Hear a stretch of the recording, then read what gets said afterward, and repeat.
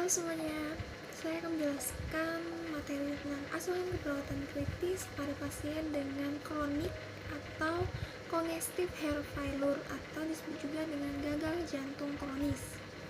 Nah, sebelumnya saya akan jelaskan pengertian dari gagal jantung kronis itu sendiri. Nah, jadi pengertiannya itu adalah ketidakmampuan jantung untuk memompa darah dalam jumlah yang cukup untuk memenuhi kebutuhan oksigen dan nutrisi yang dibutuhkan oleh jaringan tubuh.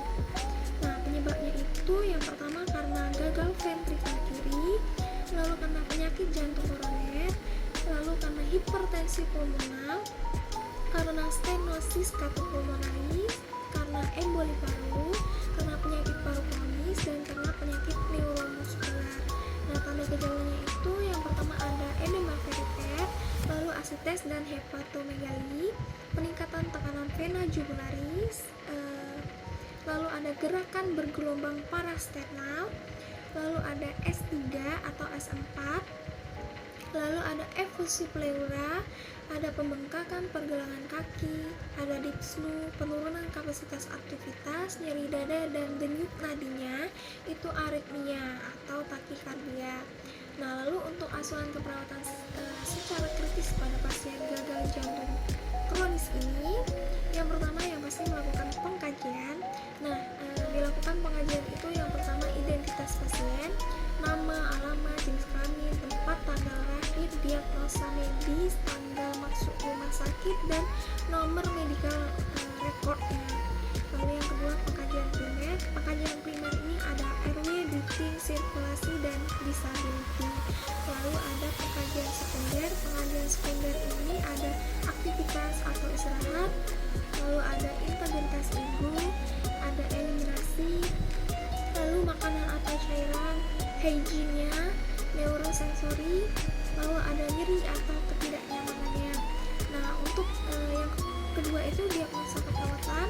Nah, diagnosa keperawatan ini diangkat setelah melakukan pengkajian. Jadi, data yang didapatkan itu ditegakkan diagnosa yang tepat pada pasien gagal jantung kronis ini. Nah, biasanya diagnosa keperawatannya itu yang pertama ada penurunan curah jantung berhubungan dengan ketidakmampuan jantung memompa darah untuk mencukupi kebutuhan jaringan tubuh. Lalu yang kedua itu ada penurunan perfusi jaringan yang berhubungan dengan menurunnya curah jantung. Lalu yang ketiga ada gangguan pertukaran gas berhubungan dengan perubahan membran kapiler alveolus.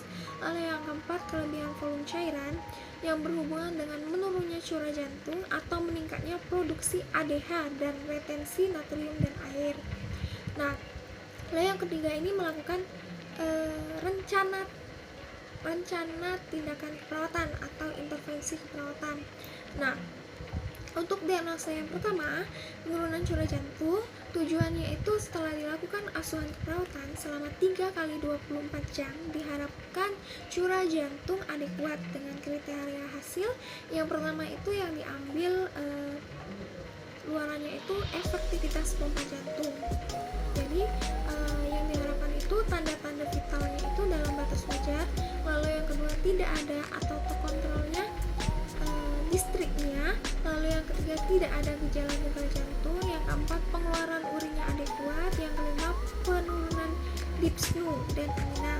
Lalu untuk luarannya kedua itu manajemen penyakit jantung. Yang pertama itu yang diharapkan itu berpartisipasi dalam kegiatan mengurangi beban kerja jantung.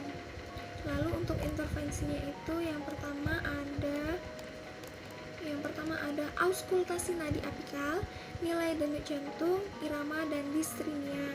Lalu yang kedua catat bunyi jantung. Yang ketiga palpasi denyut nadi perifer. Yang keempat pantau tekanan darah. Yang kelima kaji adanya kulit pucat atau cyanosis. Lalu yang keenam pantau asupan dan keluaran urin. Lalu catat juga penurunan jumlah warna dan konsentrasi urinnya. Lalu yang ketujuh anjurkan pasien untuk istirahat dengan posisi semi recumbent di tempat tidur atau di kursi. Lalu yang kedelapan ciptakan lingkungan yang tenang.